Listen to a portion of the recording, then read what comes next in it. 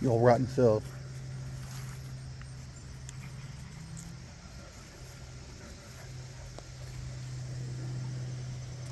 It's my burn pile. The chickens. Just a goat pen. Got a nice little house over there. See that? I put that up. That was a pain in the butt to do all by myself. Got 2 boar females. The male's next door, helping out with the neighbor's female goats, if you know what I mean. He's a dapple. He's a really good looking goat. So I got in here the other day and I cleaned out this whole section. I took down that shelter that was down there. And I scooped up most of the actual crap that was in that corner where, since it has so much shade, where the wife was feeding them, between the hay and everything else, it got really built up. It got really bad. It was smelly. It wasn't nice. And like I said, the only tree in the place is this big black walnut tree, and it kept the shade down there, so nothing ever dried. So I got all that dug out. This right here was where we kept the goat in that kennel. I didn't move that. The other one was just, it had a lot of stuff in it, so I was able to see some of my chickens. I was able to get that cleaned up. So what I got plans for this? This was my first loft. When I started out, it was a temporary loft until I built the other one. So what I'm going to be doing with this is I'm getting rid of this aviary that's coming off. I'm going to wire that front right there. Not sure exactly what I'm going to do with that yet, but I'll tell you what I'm going to do with this. This right here was where I had the birds at first. That was their aviary right there.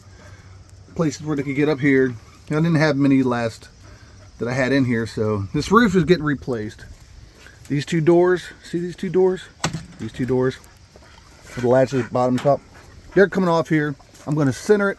I'm going to put a section in the middle. I'm going to build 2 really better doors. And I'm going to have a box in one side for the rabbits. Yes, we have some Dutch rabbits now. They're up there. I'll show them to you here in a second. And this is going to turn into a rabbit hutch. And it's going to be down here. How did I move it from over there to over here? Oh man, well, how did she get out? How did she get out? That's not good at all, but she's out. I have to get her up. I know how to do it. I'll get her up in a minute. Tank, stop. Come on. Come on. Leave her alone. Come on. He's a good dog. So we have so much work around here to do. Landscaping work. So instead of renting a bobcat every time we needed it, I'll just step in some mud. It's pigeons. Got a John Deere. Got a John Deere. It's a 1023E. It's got a front end loader, and it's got a 54-inch deck, which I've got removed right now. Diesel, 4-wheel drive. It's really came in handy already. 4-wheeler ready to go, if you know what I mean. Ready to go. Ready to go. So here's the 2 Dutch rabbits we just got. Excuse the mess. I'm working on it. That's what we're doing around here today. But I wanted to tell you something, or ask you something. I see a lot of you guys raising these birds, hatching out all these pigeons, tossing them out, and losing so many birds that don't come home. I've seen a lot of it this year. I've seen from the best of y'all. Now I know that I don't race my birds. I just fly them around the house for now. But I'll tell you what, there's losses every way you look at it. There's losses every way you look at it. When I was first building this loft, I had 2 1x6s. That was what I was going to be using for the trim. See the white trim across the top? I had them leaning up against here, and the way one of them had slid a little bit, and where they came together, it had like kind of a V. You know, where they were connected, something like that. And I actually had a pigeon get caught in that, slide down the V and catch his head in between the tight part down at the bottom, and actually killed the bird. I found it there. It's kind of stunning. Freak accidents is kind of what I'm talking about today. So The other day I had one that actually got stuck in the feeder. Got stuck in the pigeon feeder, and I found it there, and it was dead. It got down to the bottom. It looked like it got its neck stuck or something, and I don't know what happened, but it was dead, and I lost a pigeon. So I thought, okay, that sucks. So hope that doesn't happen again. Well, but it got stranger after that. So I had them out the other day. They were flying, everything. They were doing whatever they do. And I don't know if they thought they were getting a drink of water. I don't know if they were trying to take a bath. But you see this trash can? So this trash can was flipped up the right way. And it must have had 3 or 4 inches of water in it from the rain lately. And I didn't even notice it. It was just sitting off to the side. Wasn't paying a bit of attention. So I came home the other day. And I'm looking around. I was like, you know, where's all my birds? So I go in the loft because, like I said, I had the door open. I go in my loft. I was like, where's all my birds? I'm missing like half of them. I had like 30. I'm missing half my birds. There was like 15 in the loft. I'm like, all right, well, I'll come outside. They're nowhere to be found, and they don't fly off. So I'm walking out the door. Something caught my eye, and I looked down in this trash can, and there they were. They were piled on top of each other. The ones at the bottom were soaking wet. There was 2 that had been drowned, I guess, from being stomped on, stepped on. A few of them were soaking wet. Soaking wet. Some were wet, but they weren't so wet. But they were all wet. Some were worse off than others. And they're all down there at the bottom of this trash can and could not get out. And I'm like, there's my birds. Damn it. That's what I said. Damn it. I hate to say the word out loud, but that's what I said. And I started pulling the birds out. Pulled them all out, put them back in the loft. And I'd like to say they're all fine now. They're all back in there. But over the course of not even a week, probably 4 days, I lost 4 birds. Lost 4 birds. 2 had drowned, 1 had died in the feeder, and the other one, what was it? No, 3 had died in there, and 1 had died inside in the feeder. Got caught up in the feeder. Freak accidents. I'd have never thought. I didn't even realize this thing had water in it. And you see, like this white one right here, he's drying out. He's like dried out, but you can see the feathers a little bit. Need to be a little preening on them and stuff to get it right.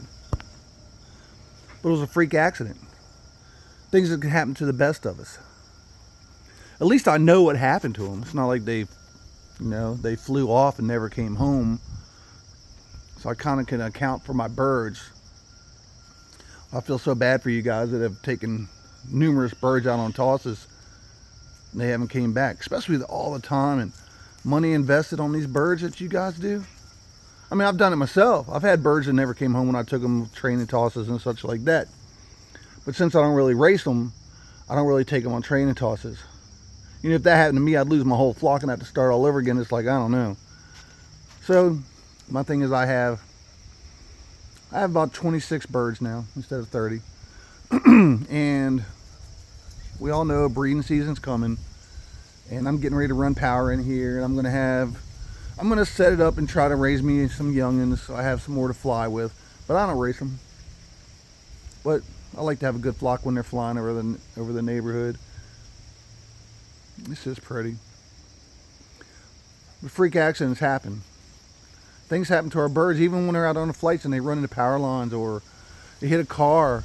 You know, I've watched a lot of guys let them go and they go straight into traffic because it takes a while for them to get off the ground, and people don't think about these things. You know, a lot of times you don't think, and you put your birds in harm's way without even meaning to. I don't think any of us are going to hurt our birds on purpose. It's tough.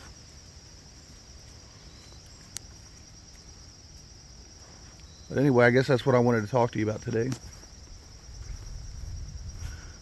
Freak accidents, things that happen. Today, I'm going to finish. These are a couple pallets. Like that pallet right there, that's the remainders of our dog kennels. I got 4 on there that are going to go inside the house. See that little building right there? I got 8 in there. Really nice dog kennels.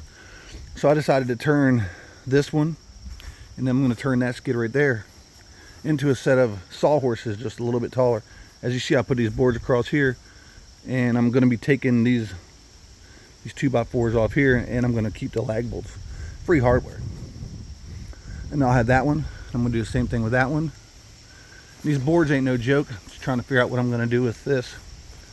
And I'm going to level all this out. I'm getting ready to tear this up and border it, because I put new gates up, like my gates. I'm going to border it, and I'm going to put sand down, I'm going to put pavers down. So when we come through this gate, she can walk through there.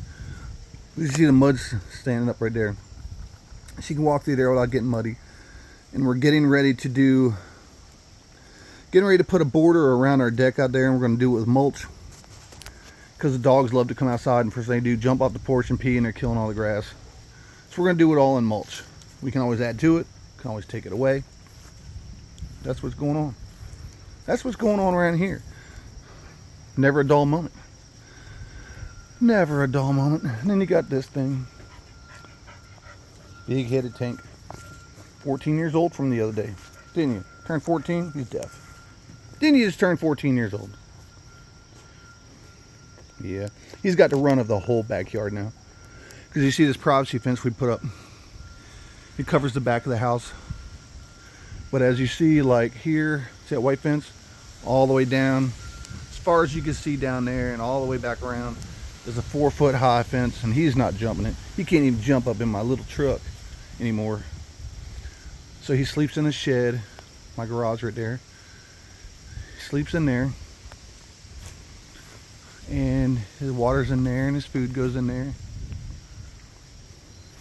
And he's got free range now. Just to live out his days doing what he's always done. Running wild and free. Wild and free. Anyway, guys, really appreciate you watching. Thanks for sticking with me. All we have is each other. It's a rough world out here nowadays. There's a lot going on.